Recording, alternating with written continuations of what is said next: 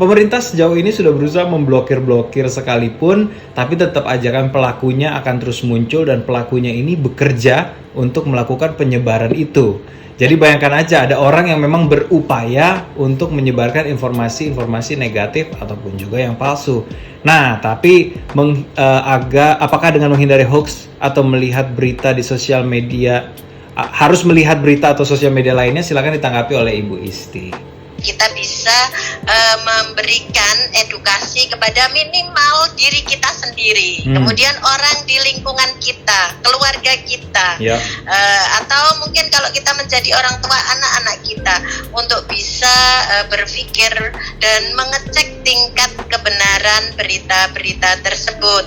Jadi kita cari sumbernya, jika itu misalkan mengenai informasi tentang peluang bisnis atau mungkin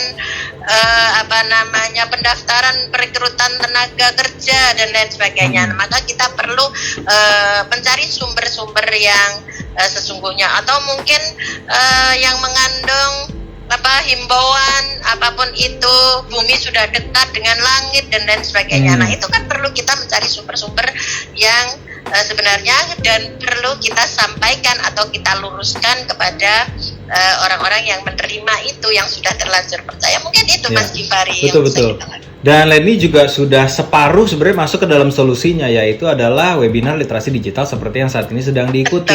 Nah, contohlah ibaratnya Ibu Isti kan sudah menyampaikan materi ini, dan tiap kali ada pertanyaan pun pastinya ditanggapi. Tapi seandainya Bu Isti seorang yang memberitahu bahwa kamu sudah cek belum itu dari mana beritanya, coba kamu pikirkan dengan logika, apakah berita itu kiranya benar, dicek teori ini segala macam. Nah, itu nggak mungkin bisa mengcover lebih banyak orang dan dilakukannya nggak bisa terlalu sering, sehingga ini ibaratnya estafet dari Bu Isti menyerahkan kepada Leni, kepada saya, untuk nantinya juga diserahkan lagi ke grup-grup WhatsApp yang suka ada postingan-postingan nggak jelas. Kepada diri kita sendiri dulu. Betul. Maksud Ibu juga perilaku dan pola berpikirnya kan Bu, sehingga kita tularin si pola berpikir dan perilaku itu.